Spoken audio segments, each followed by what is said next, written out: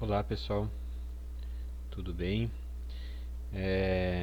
Eu vou falar um pouquinho sobre as topologias de contas, né, que alguns de vocês tiveram um pouquinho de dificuldade na aula passada, e eu vou tentar explicar um pouquinho sobre elas, né, os tipos de contas, né, do balanço patrimonial.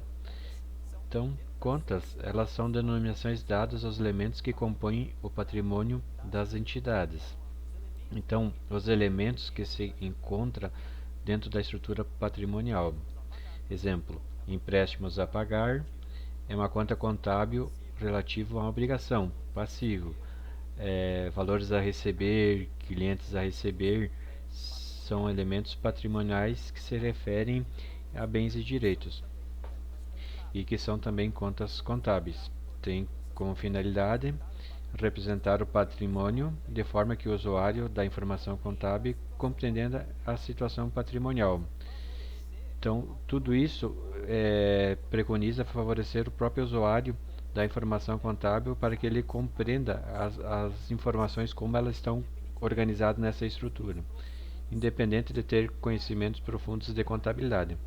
Então, a contabilidade ela busca ser compreensível para quem dela se utiliza. Então, as contas patrimoniais elas tendem muitas vezes a serem simples para serem fáceis de ser compreendidas. Então, a gente tem as naturezas das contas contábeis, né? Isso está organizado dentro do plano de contas de cada empresa.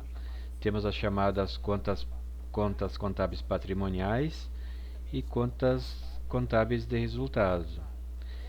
Dentro das contas patrimoniais, a gente tem todas as contas que estão relacionadas, de um jeito ou de outro, à estrutura do balanço patrimonial. Temos as contas do ativo, do passivo e do patrimônio líquido. E por outro lado, nós temos as contas que vão impactar as maneiras como vão impactar a maneira de como as chamadas do RE será representada. E nela a gente vai encontrar contas de resultados de receita e também de despesas. Então a gente tem contas de receitas e contas de despesas, cuja a confrontação traz para nós um lucro ou até mesmo um prejuízo da entidade naquele período. Então a gente tem essas tipologias nas contas contábeis e elas servirão para o registro das informações dos eventos econômicos que acontecem dentro da empresa. Então, quando você observa o plano de contas, você vai encontrar algo que vai te refletir na estrutura patrimonial. Então, você tem ali a estrutura patrimonial com o ativo e com o passivo, né? Então, do lado esquerdo, você tem a organização das contas, o ativo circulante, ativo não circulante, conforme aquilo que é utilizado dentro do registro. Então, vale mencionar aqui, inclusive, que além das contas serem organizadas em termos do ativo circulante e ativo não circulante, o que é pertinente ao longo prazo e ao curto prazo, então a organização delas se dá por ordem de liquidez. Não, então existe uma ordem de organização das contas dentro da estrutura do ativo, ou seja, o item que é mais líquido, mais fácil de converter em dinheiro, aparece por primeiro, né? Então, naturalmente, é o caixa.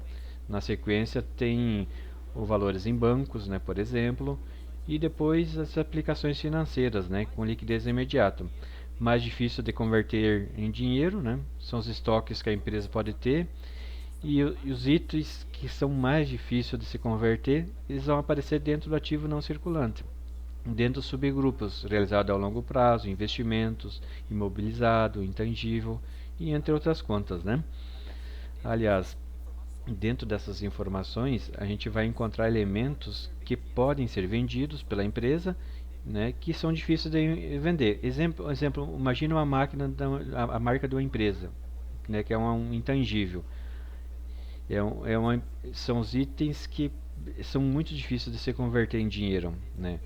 Eventualmente, vender essa marca é muito difícil. É muito mais fácil de você vender uma cadeira que está dentro do imobilizado do que vender algo intangível, né?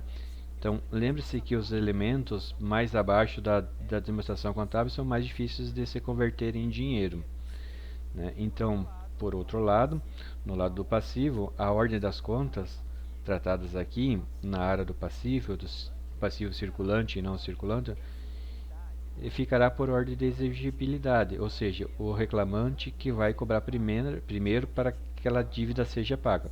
Geralmente, na maior parte das demonstrações, aparecerá primeiro no passivo circulante os fornecedores que a gente precisa pagar, como sendo uma das primeiras contas a serem pagas, né?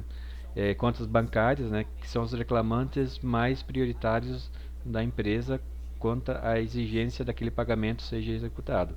Então a gente tem a organização dessas contas por ordem de exigibilidade.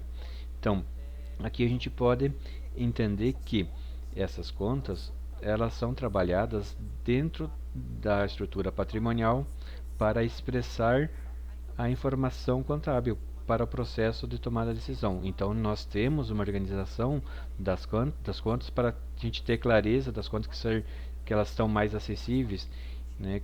A questão dos valores que as empresas têm mais facilmente liquidez a curto prazo, a longo prazo. Então, mais ou menos seria essas informações que eu queria passar para vocês.